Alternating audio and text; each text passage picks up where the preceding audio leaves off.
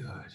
Hello, sorry about that. We froze in crow pose, so now all we have to do is go back into crow pose. And the great thing about being in that crow pose for all that time is that now we're going to come out of crow pose. Now, not everyone can do this, and if you want less of a challenge, you can just step back into a plank. But if you want more of a challenge, you can try and flip the feet back into a plank with the knees, the arms bent, and that allows you to come up into a flow. Not judging, no winners, no losers. But if you're in plank, then we'll take a flow there and end up in downward facing dog. Very good. Good. I think we're all good now. I'm just going to check that the computer is still good. Yes, you're good. Everything's good. Good, good. We're in downward dog. Good. Nice. So from downward dog, we're going to inhale deeply. And we're going to bring that right leg high and just open up the right hip behind us. So that right heel coming down to the right glute and then just taking some nice circles. Yeah. So I'm taking them one way and then I'm taking them the other. Should feel that flushing out of the right hip there, and then just extending the right leg up behind us and bringing the right knee to the right elbow for a nice little tasty little crunch, and then back into a downward facing dog. Inhale, left leg goes high and open up that left hip behind us. Good. So again, taking some nice circles with that left foot and the other way. Nice. That's the spirit. And then bring that left knee to the left elbow for a nice little crunch. Nice. And then coming back into downward facing dog. Very good. Very good. So we're going to take pigeon now. So I'm bringing the block underneath here, and I'm bringing that right leg high and then bring the right knee to the right wrist. To take pigeon, I bring the block underneath my right hip. Some folks need it, some folks don't. But the key thing here, I'm untucking that left foot. And the key thing here is to bring that right shin in line with the front of the mat. Now, that can feel very difficult for some of us, but it's important to keep that right foot flexed. So what we want is for the line of the hips to be facing forward, the chest opening towards the front. Now on the inhale, that's great, you can feel that nice opening. If you want to take it further, you can always exhale and come down slightly into sleeping pigeon. So bringing the forearms down to the mat, perhaps even bringing the head down. People's hip flexibility is very different, so I would encourage you to sort of stretch your right hip, but not to hurt it. So inhaling deeply there, low belly, all the way into the upper chest. Yeah, that's good. Let's take 4 deep breaths here in sleeping pigeon. So your time and your breath is your own here.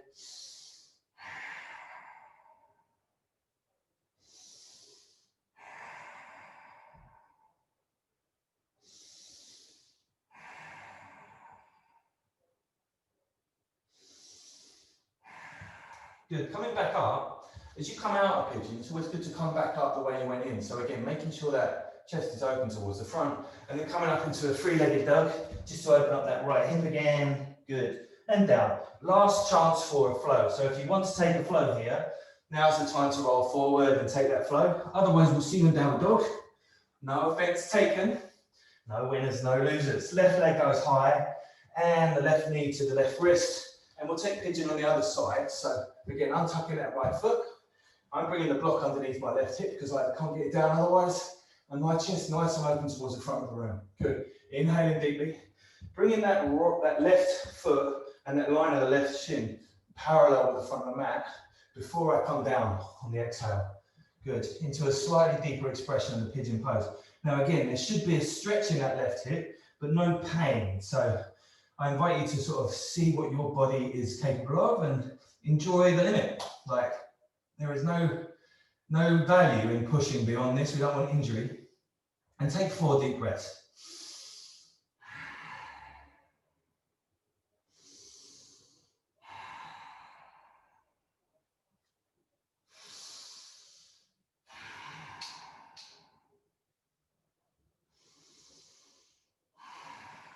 Again, coming out the way we went in, so back up into a nice sort of upright pigeon before we bring that left leg high, 3-legged dog, and then down into downward facing dog. Good. I'm going to bring my feet and my hands together here into a forward fold in the middle of the mat. Yeah? What a joy. Just enjoying that forward fold for a second. Good. And then inhale, just come up. All right.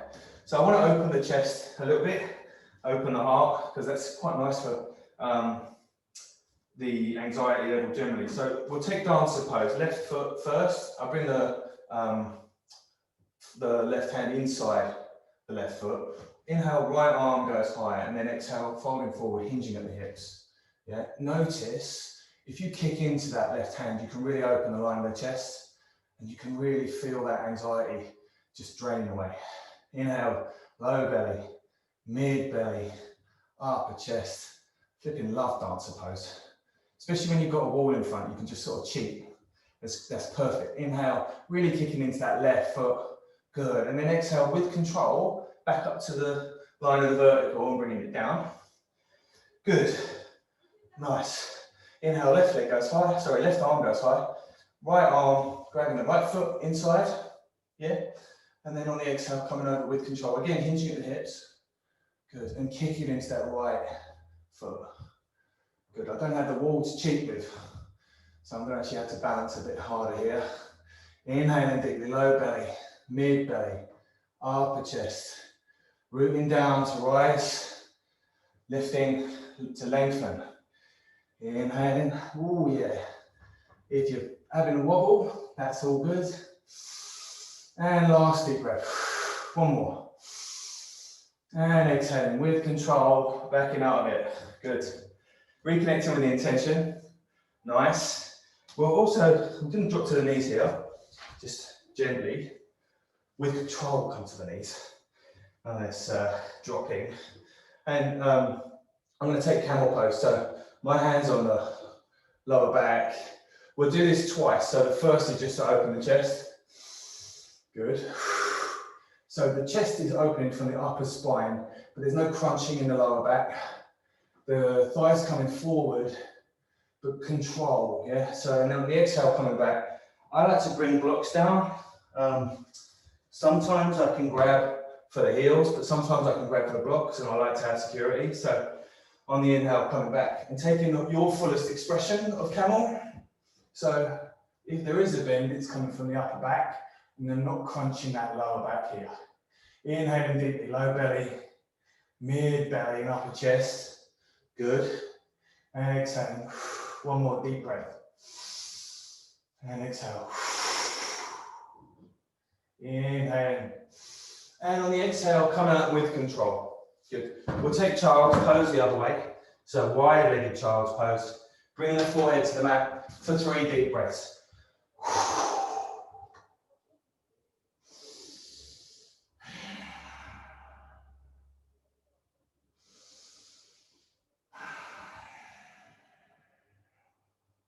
Good. I'm going to walk the hands back and I'm going to bring the feet out in front. So I've got a nice scarf pose. My feet there can be lifted, and as I inhale, I can rise those hands up overhead. And on the exhale, I'm tilting forward from the pelvis, so the chest stays nice and open as I reach for the feet. Maybe the feet are out of reach, maybe it's the shins, whatever it is. If I am bending, I'm bending those arms out, because I want to keep that chest open as I fold forward, yeah? Take 3 deep breaths in this pose. Really deep breaths, all the way from the low belly into the upper chest. Really enjoying that moment of restorative stretching.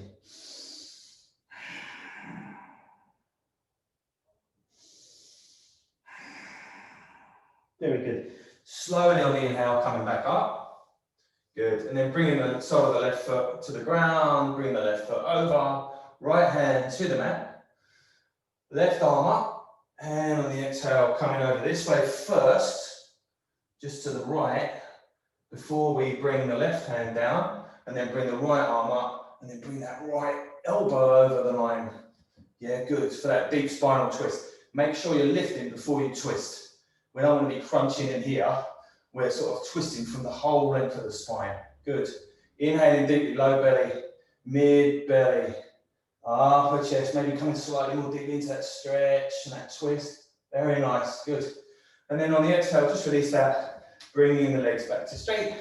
Just tapping the backs of the legs, nice. Inhale, sole of the right foot comes over, right foot there, very nice. And again, we'll go the wrong way first, if you know what I mean. So right arm comes over first, and then the left arm reaches up, and we twist it. Yeah, twisty, twisty. Good. And again, that twist coming from the whole length of the spine. So really supporting with that right hand if necessary. Inhale, low belly, mid belly, upper chest. Exhale. One more deep expression of the twist. Good. And then releasing that one. Nice. I'm going to gently kind of shuffle forward just a touch. We'll take the back down to the mat now. And keeping the soles of the feet reasonably close to the glutes, we'll take bridge pose. So inhaling just to lift the hips. That's right. Now you can walk the hands, the shoulders together so you can clasp underneath the lower back, the sacrum, as we say in Sanskrit. And just inhale and exhale deeply. On the inhale, you're really pushing those hips up, making sure the knees are coming in towards each other rather than splaying out. Good. Inhaling deeply, low belly, mid belly and upper chest. And exhaling. And then one more. Good. Coming down to the mat with control, calmly, and just allowing the back to readjust here. Yeah, it's all good. Just readjust, just for a second. Hugging the knees into the chest for a sec. Good. Giving ourselves a nice hug. Good, good, good. Very good, very good. And then just bringing the legs down. This is my most favorite part. Just going to sit up slightly. Yeah.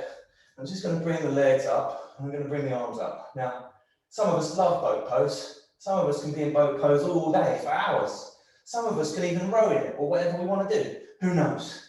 I prefer maybe 10 breaths in boat pose, and that's more than enough. I think that's at least 3 now, so let's take 4. Try and keep that chest open.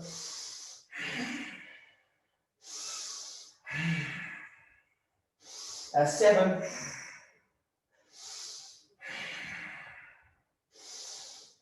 1 more. And then with control, lowering down. Good. Good. Bringing the soles of the feet back to the ground. And this time, we'll take a gentle twist. So hopping the hips over to the left and the knees down to, sorry, hips over to the right, knees over to the left. Looking over the right shoulder and breathing deeply.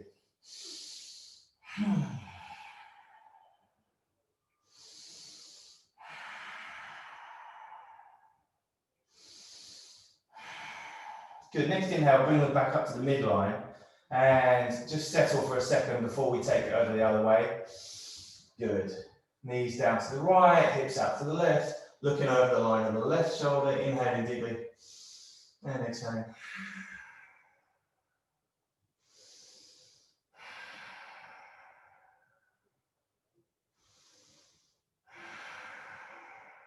Good, knees back up to the midline. Great, now we're going to just bring the soles of the feet to the sky here for our sort of fun little inversion. Keeping the core engaged and just having the feet flexed above. Should be a little challenging, but should also be kind of nice. So we're inverting the feet, we're allowing that blood to flow back into the body and inhaling deeply, low belly, mid belly and upper chest. And exhaling. And again.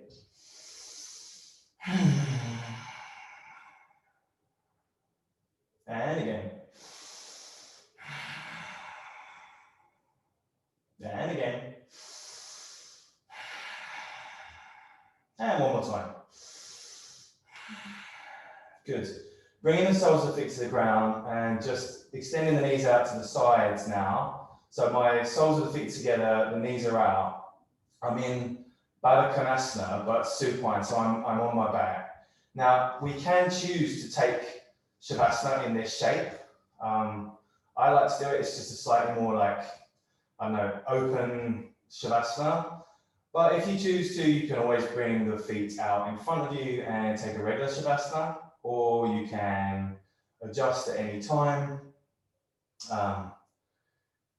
We'll take a nice Shavasana today. We're going to take 5 minutes. So I'll give you a few minutes to just relax and then I'll do a quick meditation, okay?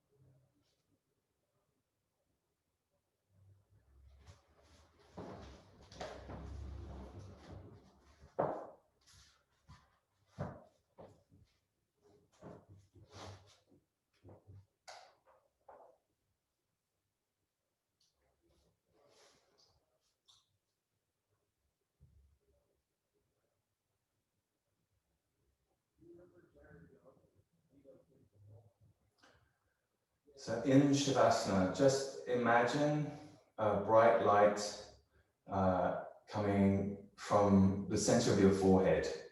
It's a warm sunlight. It's very hot, and it's just emanating from the center of your forehead, right where that sort of third eye space is. And just allow your attention to be fully focused on that warm sunlight. And just imagine as any thoughts come and go, just bring your attention back to that sunlight. Notice the breathing in and out while you're focusing on that sunlight.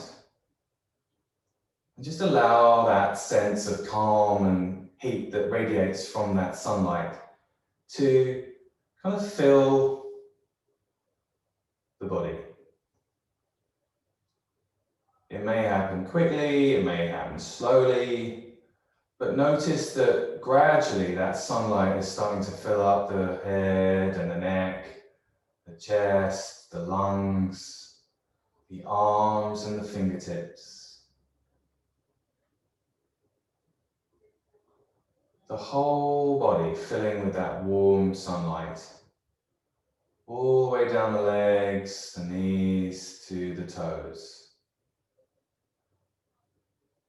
Notice the breathing in and out with that warm sunlight. And just enjoy the sense of ease and comfort that comes from being full of light. It's so much easier to walk through the world if you're full of this sense of light and this kind of warmth. Notice the ground supporting the body.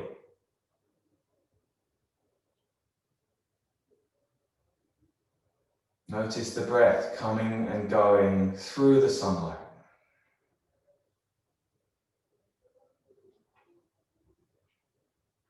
Notice as the sunlight fills the space where you're practicing today.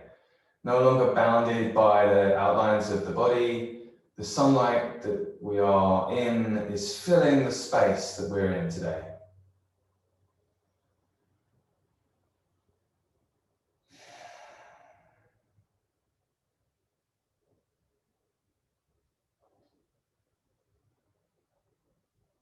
Allowing that warm sunlight to reassure us that we're okay.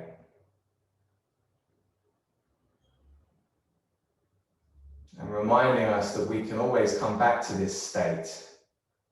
If we do feel anxious or if we do feel stressed out, we can always recover this state of calm relaxation.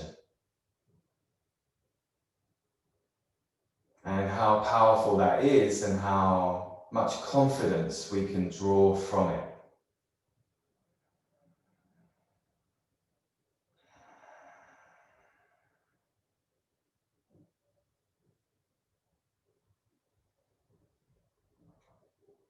Just letting that visualization go as we breathe slightly more deeply, maybe moving the toes and fingers. Just bringing the attention really back into the grounded body and rolling over to one side or another. And coming up into a comfortable seat. We'll close with the comforting sound of Om. Hands to heart center. 1/3 O, 2/3 Om. Inhale. Exhale. Om. Thank you for practicing with me today. Namaste. There's plenty more like this at mattdavisyoga.com. Sorry that it skipped in the middle. I'm not that worried about it.